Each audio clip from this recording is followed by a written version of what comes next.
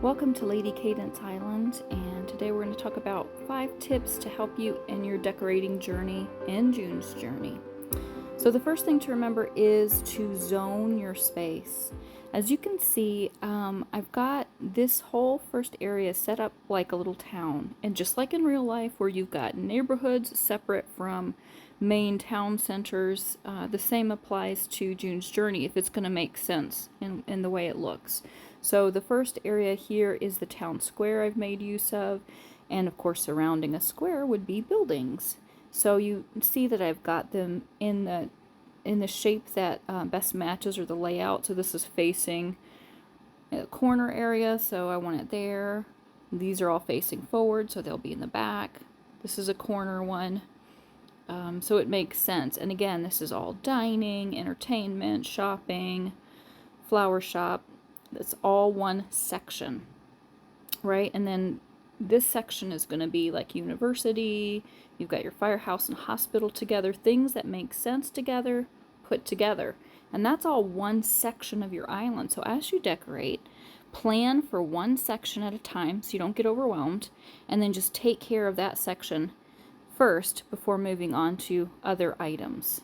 The next section I have up here is kind of like my resort area and gardens. So I've made use of my estate and this big fountain, as well as a couple of different seasonal sets to make a really beautiful resort garden area. Botanical bliss area is what's featured here. So again, it's its own separate section. I don't have anything else in there, so this whole spot makes sense. Then we've got our alpine set, a big lake for all the water features, farming things that go together, then farmers market, winery. This is like the suburban farm area. You've got your homes, tree house, summer house, all down in this section, stilt house.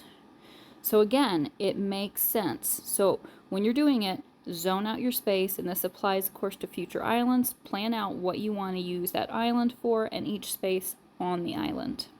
All right, number 2, make workable pathways that you could actually use in real life. Okay, so you've got a space where people can actually, if you were to crawl into this picture, which I so wish I could do that, you could actually walk to all of these areas. They're all combined in a way that makes sense, so that you could actually get to every space available. Now the easiest way to do that is to lay down your big buildings first, decide kind of where you want them, then go ahead, connect them with paths. You may have to shift things around a little bit. That's okay. And then you fill in with all of your extras, okay? So get everything up on your boat that is bushes, trees, extra items, even extra buildings that are not coin buildings, since obviously you can't move the coin buildings off the island. Get those all on your boat. Put down your big buildings first, and then put your pathways to those buildings. As you lay out your buildings, make sure the pathways actually go to the proper spots on the building. And you can see there's different places in each one. Like this has a corner one and a side one. This has a corner and a side as well. And they're in different spots according to where the building is. So you have to plan your pathways to fit your buildings so they not only go together and you can walk around the town, but also they go in the right spots on your buildings. Okay, this also applies to combining pathways that are different styles. So you've got your little dirt path up here that goes with the botanical bliss items. I'm not crazy about the dirt path. So what I did is I put this waterfall column to cover where it joins in with a regular path, so it's not such a harsh break. And it also gives me just a nicer feel to it and a flow, but it still works. You can get from this path to the next path, and it makes sense to your mind. The flower paths, these only go one direction, and I wanted it to look like it kind of curves around, so therefore I hid that with trees so that you can't tell, and then it goes into this, again, another pathway of sorts up here. So that's one way to make use of your paths to make them look like they actually work, without them like cutting off in a random way. Same with this, the tree covers it where it would cut off, so it just looks a lot nicer. Let's see what we got over here. Stone pathway, because it matches with the stone steps and the stone little thing with a swing set here. So that made more sense to use that type of path.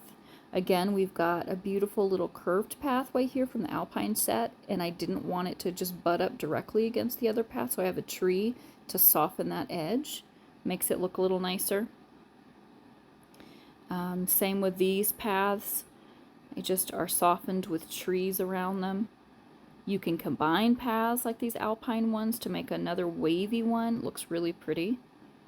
So make sure you have usable, workable paths. This pathway goes into the gated area. Again, I'm not crazy about the dirt path, but I need it to go to this little bread area section and to put my little motorcycle guy on.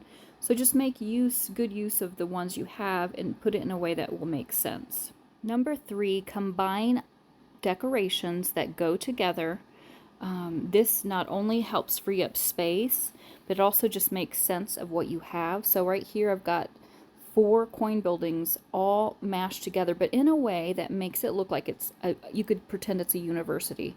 And even the tower, you can see in the back how it flows with the curve of that line with the little white little edging on there, and it just makes sense. And we've got the towers kind of all staggered, but they just look really pretty combined together like that. You're going to want to do the same thing with your bushes and trees. So make it where the tallest is in the back and it kind of tapers down to the front.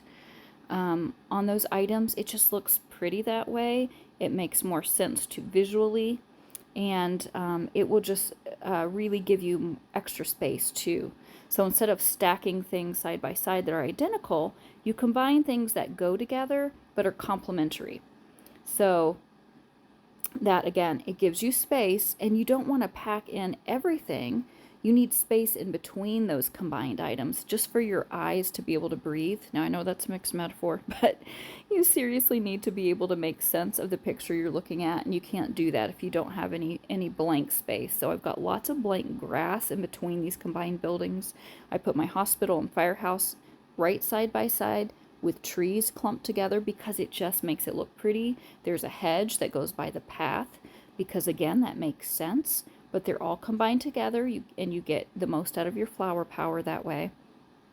And then I've got the truck in the back because it goes with that scene, but it's not in the way, and it's in an area that makes sense. Now, this also works to combine things that you don't necessarily want to use. So I, in a last video, talked about hiding my train station because I don't have space for the track and how much space it takes up for both the road to go into your train station plus the track that goes on the opposite side all along this space. I wanted to free that up. And I do love the train station. It's pretty, but I just don't have room for it. So I have chosen to hide it behind my windmill, added trees around to hide it some more. It's not totally hidden because now it just looks like a covered pavilion area. So it still looks really pretty, but it's not taking up all the extra space as if it was used in its original intention. Okay, and then you've got your little kind of abandoned railroad track with the bridge because I loved the bridge, didn't want to get rid of that. I've combined this seasonal set items together, bunched up trees with the buildings, but they're not too bunched up so that you could really, in real life, get around into each of these spaces. So it makes sense visually. I've combined a lot of these together because they go together. The farmer's market, you've got your wine tasting. This guy looks like he's doing honey, a little ticket booth area, or magazine rack rather. I'm pretending this is a gift shop. There's like just fresh fruit and veggies. They all go together next to your winery. And that, again, it's zoning your space, combining things that go together, and you can pack those in a little tighter to make a complete scene. You pack in trees nicely. I didn't want to have a harsh wall there on this side, so I just packed in trees really nicely to make a natural divide. Put my pathways together. I've got columns to separate out this space, make a clear dividing line, and yet it looks really pretty for my summer house. So it's its own private space since they've got a pool. So it's its own, like you would see in real life. Got my Talbot house combined with the tree house, and the tree house I've packed in with trees, so it again makes sense, but it looks pretty. So I hope that helps. Make sure to use make the most out of your flower power, okay? And you can do this, first of all, with seasonal set items that are free. So these are your freebie items here. This one comes in the star boxes, as well as the towers, which I don't have here, but I've got lots of space for them. And until they come in, I'm making use of other things in their space, like these flowers, for example, because I will replace those with towers, and these are only one flower power each. They're pretty, but they don't give you much. So as soon as I get more flower towers, I'm going to replace those, and that'll boost up my flower count without costing me anything. And you can repeat those items in ways that work. So, okay, for example, this little guy here, I've also gotten another one, and I decided to put it down behind these buildings. It just adds, again, a little depth. And look at that nice little triangulated shape it makes there. That's just really visually pleasing to have a set of 3 and 5 there. It's pretty, and it's easy, free flower power for you to use. If I get another, I might hide it behind here. Currently, I have this hidden behind here. Again, that was a freebie item from a reward I got. So, and you can't sell that. So the ones you can't sell, you do want to make use of by sticking them in places that make sense. Now, along with that, you also want to make use of flower items that are high value. So like this fire truck, that's 2,400 flowers. That's so helpful. Now, I don't want to stack a bunch of these beside each other, though. Some people do that because they just decorate in order to play. I play in order to decorate. So I'm planning ahead on what will look the nicest. I don't want to have a bunch of those, but I definitely did want this one. And I sold some lower flower items in order to get it. Now, you can make use of free items and hide them too, which I like to do. These little tiny goat girls, I call them, they're adorable. Now, I have a couple that are visible, but I've got like 10, which I don't need. So I'm kind of hid them all around. There's 2 there. I've hidden 3 here behind this building because I want to make use of that flower power, but I don't want them just repeated everywhere, looking kind of funny. So again, try to use the higher flower items. These little towers are beautiful. These pathways are more flower power than the simple ones, and they're prettier too. So make use of those. Double up on items that you're going to want, like the tree, Rainbow Grove tree. These also here are high flower count. They're 300 each. So I like to use a lot of those, and those you can use multiple items of. Another thing, this is only 80. But it's still pretty. It's more flowers than, like, say this is only 15, right? And because you can put this behind buildings, it just looks like a simple willow tree and not just repeated ponds. Although I do have them visible as well. So you've got the pond there. And I think I have it hidden. Oh, and it's visible there as well. And I think I might have it on my sunflower island as well. So as you can see, it works to both hide, so you can see only the willow part of the tree, as well as seeing it visibly. This is another really pretty tree that's 800 flower count, and that's a great one to either be visible because it's adorable, or you can hide it behind other trees and just add to the lush bushiness of your design. And finally, the 5th key is to plan ahead. When you start out June's Journey, you have the estate, you've got the little fountain, and then you start to get your barn next. So when you do that, you just plan with the space that you currently have, but plan always for the next step and expanding. So in my case, that means you're going to be planning for the next decorations you have. I've got a lot of stars to earn still. So I'm working on that, but I'm planning ahead already on how I'm going to use these decorations. You also plan ahead, of course, for seasonal sets. I had this planned a whole couple weeks in advance before I got the May seasonal set, and you can always find those out on Facebook groups. I will post videos here of my plans for the next set every time, so you can make sure to subscribe so you can see what's coming up and how I plan to use my next seasonal sets.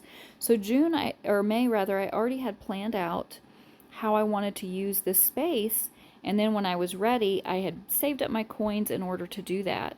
Now let's take a look at my next island. This applies also to making use of your storage items, because you have to have flower power in order to advance, to get new decorations, to get new space open. So number one thing, keep decorations right up against this cloud area, because it will encourage you to get more compasses more quickly so you can open up more space.